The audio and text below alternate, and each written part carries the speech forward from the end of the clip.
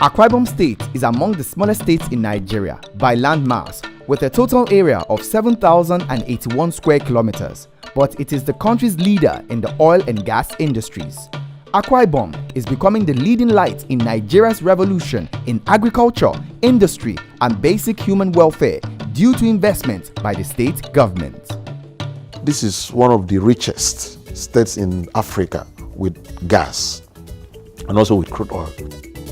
It comes with no surprise that people move in troves to the state looking for better career opportunities and advancement. It is the dream state of many National Youth Service Corps because of its hospitality and robust allowance. Immediately you put those facilities in place and you're running a free and compulsory education. We just screen about 1,500 quality teachers and added to the pool that we have. This is one state that in the whole country, annually we have 11,000 youth corpers still moving into the pool to train these people. Overnight, like the school that you might check today, that school was about 2,000 something students before we did the first lift. After the first lift, people from neighboring states increased the population of that school to 4,300. The whole school is very, very happy with the governor for providing us the basic facilities that will help the students with good learning.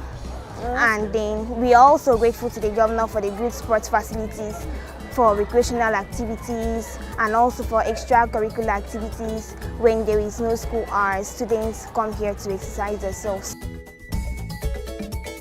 You know, when you read those things in the internet, people don't have an understanding. So what did we now do? We now started doing something in our schools. That's what drove us to Annual Youth Sports Festival, only for primary schools and secondary schools. That's how you go to certain secondary schools. We create sports centers, facilities, lawn tennis, table tennis, basketball, handball, track events, football, because our target had been that in another 7 years, Akwa Ibom State should be able to produce in each of those major, not all, in each of the major sporting activities, we should be able to command a whole lot of input in the country, like West Etam School here. If we know you are so talented and you are within this federal constituency, we know you can't be moving from where you are to go to that school. There's a boarding facility there. So you are now a special, the same thing they did to us when we were in the university. If you happen to be a sports student in the university, you were given a special hall, special accommodation, at times special meals. So during vacation, you were not going home. You were staying and being fed by the school. So these are incentives to actually drive this. The question is, tomorrow, I believe we can create more Serena Williams from Akwa Ibom and imagine the economic impact.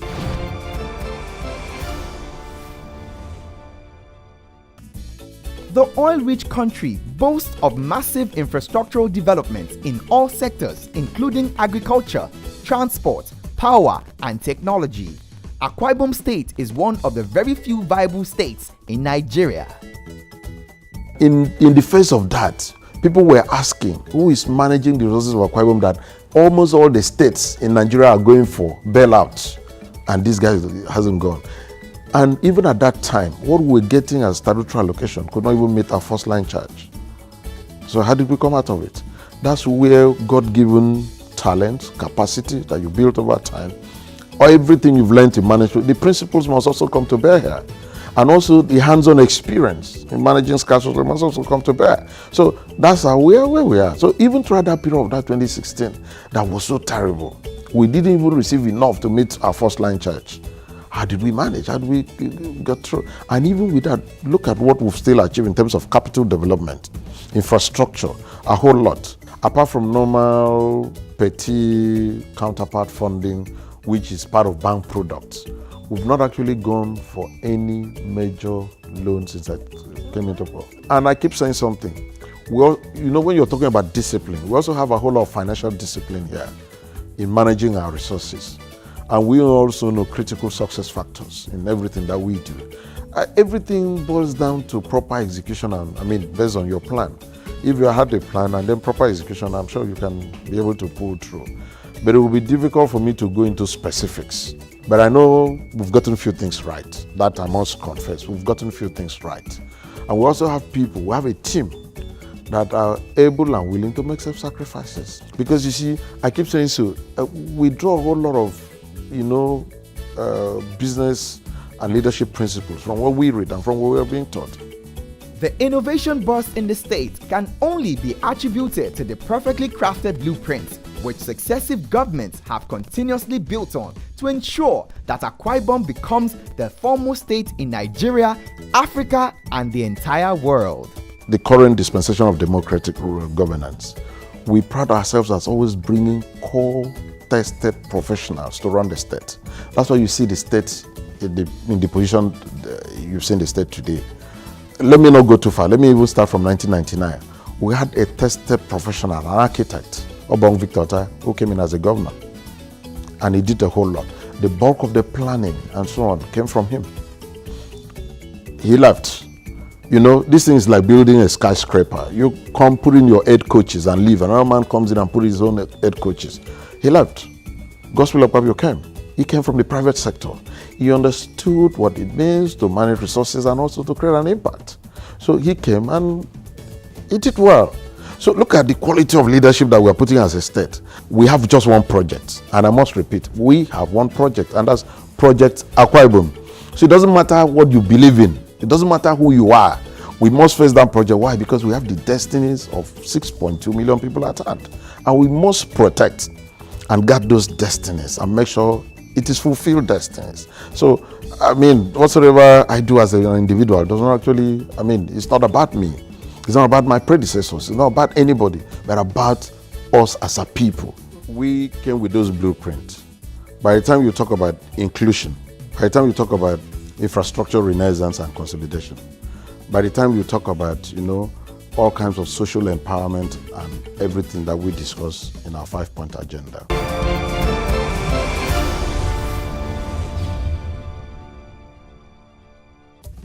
The 5-point agenda of Governor Udom Emmanuel, who is the lead captain steering the direction of the state's economic prosperity, has kept Akwa-Ibom State on focus with its mission to become a business hub and destination for investors both locally and internationally.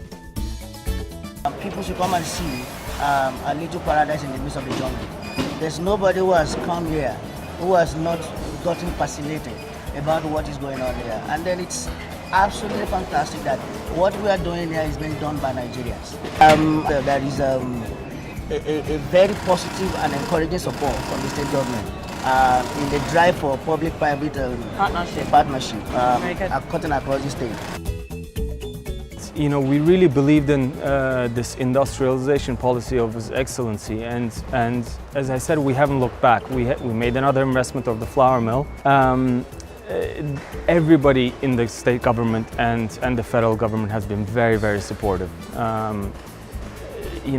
With the community, with investments, helping us out, opening doors. We really haven't looked back.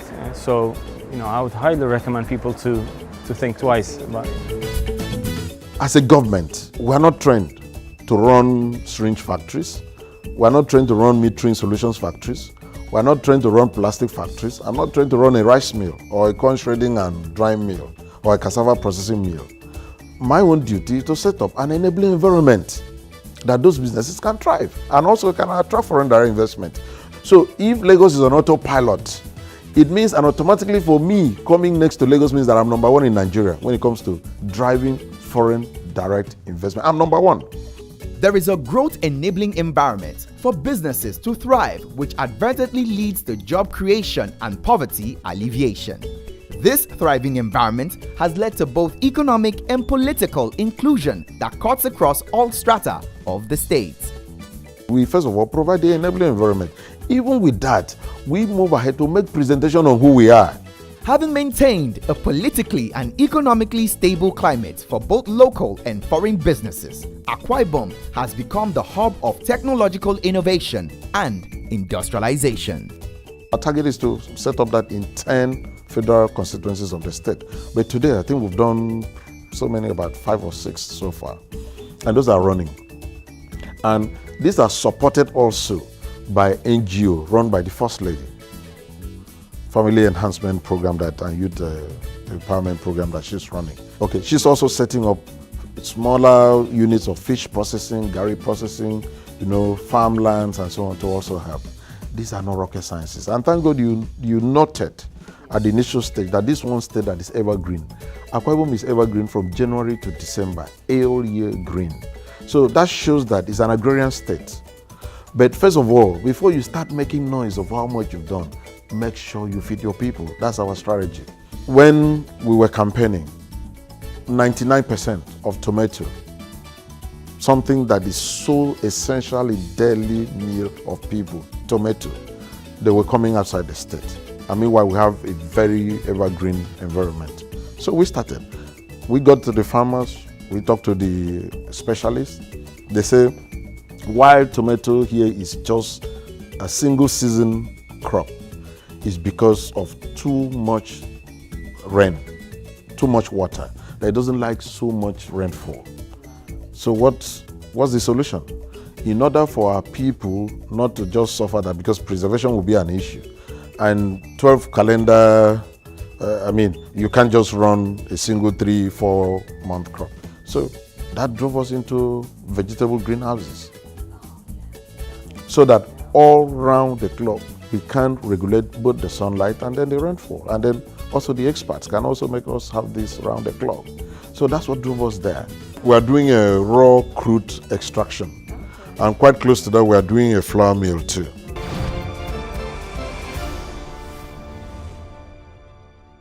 Akwa-IBOM, under its current leadership, now boasts of improved electricity supply, having invested heavily in the power sector. The state government is currently constructing a 132 by 33 kV 1 by 30 MVA transmission substation at Ekim Mpat Enin local government area and similar substation across the state. Power. Power is a major problem in Africa. That power is like rocket sciences. But we do few things, and at the point we're achieving 20 hours on the average, achieving 18. Today, when you hear people complain, it's not because we are not supplying. It's there.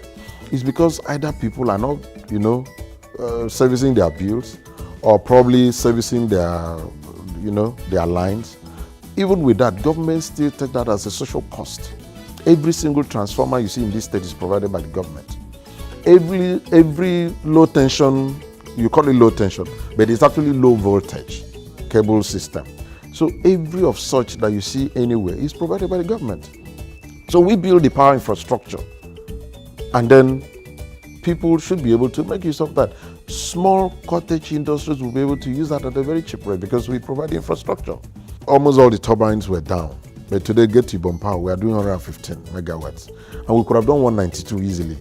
But it's because even the 115 we are doing, the national grid can only take 70.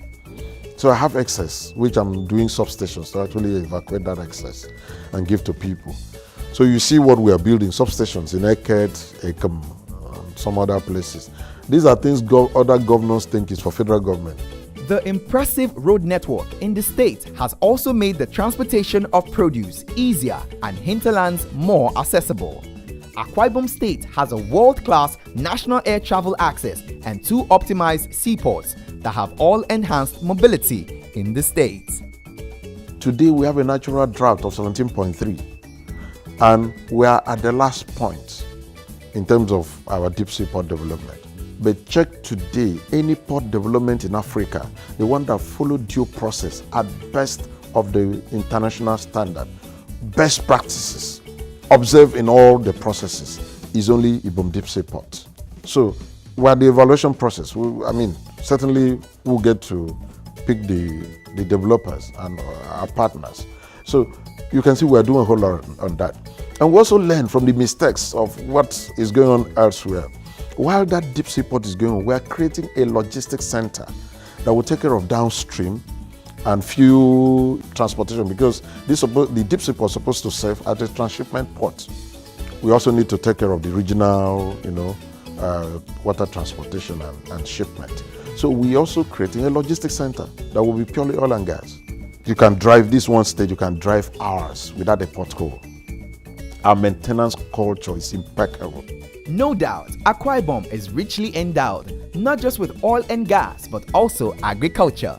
The agri sector, like every other sector, is driven by well thought out legislation and policies that engenders growth and development. These policies continue to drive expansion and sustenance of the agri sector.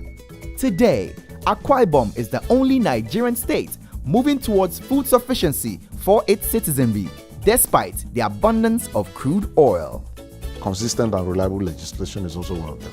You can see the harmony between the executive, the legislature, and then the judiciary. It's a peaceful place. So I know people try to, throw things anywhere in the world. I just believe a journey of 1,000 miles will begin with one step.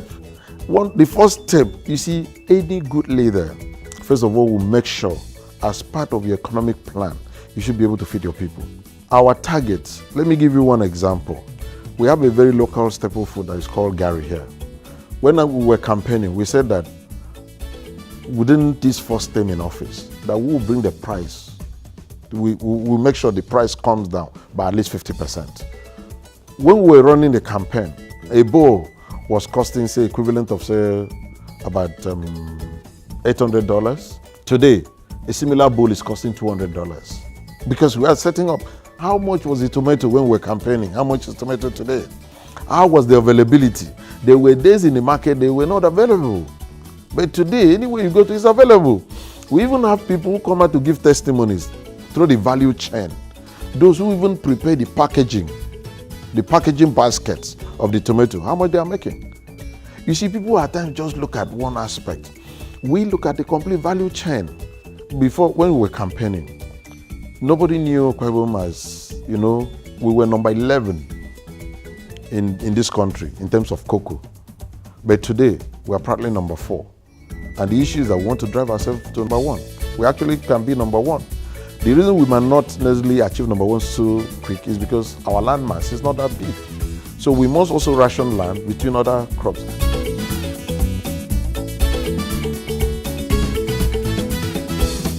This is also enhanced by different social investments in the people through education, health, and other such similar social infrastructure. This child that is born under the 100% costs of government. That the pregnant woman who got into the labor ward, gave birth, all the medical costs is borne by the government as part of our social cost. You see, I must also say here, there's no government on earth, developed nations, that will not pass something to their own people. So as a responsive government to the needs of the people, we must find a way to pass certain things to the people. Mind you, poverty has the same color anywhere. One of such is the healthcare delivery system that you're talking about. Because, you can't stop people from procreating. It's an order. It's a directive from God. Go into the world and multiply. So you as a governor, you can't stop that. It's a directive from God. I keep telling people that the life of a little child is as important as the life of a governor. So that's what drives that thing you're saying there. So that child instead for the mother to go to a local labor ward and she will lose her life and also lose the child, why can't we as government come up and then actually do something? Provide the healthcare services. Get the child to be alive. That child that you see there might be the next governor, might be the next president.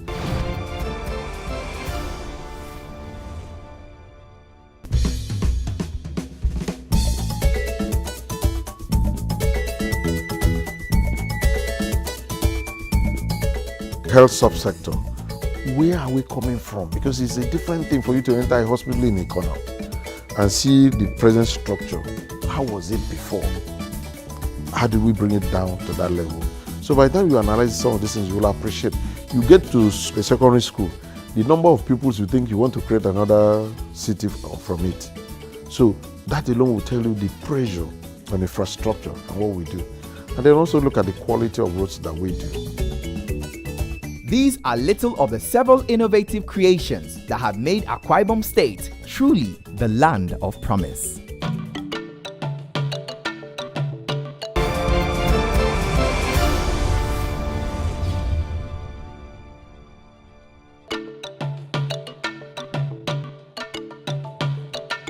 I've just had a fair amount of time with the Governor of Akwa-Ibom State, Governor Udom Emmanuel. It's been quite a good time with him. I would have loved to get a bit more, but I think he was quite honest with his answers. Apart from that, when it comes to incentives that is put in place for children, for pregnant women, agriculture, in general, he's done pretty well. If I put in par what he said and what the locals have actually told me since I've been here. But then again, 2019 is around the corner. We don't know what's going to happen, but I believe if he carries on this way, and if we go by what we've heard so far, going around touring the state, I think he has a fair chance. But who am I to decide for Akwa-Ibomites? At the end of the day, is their decision come 2019.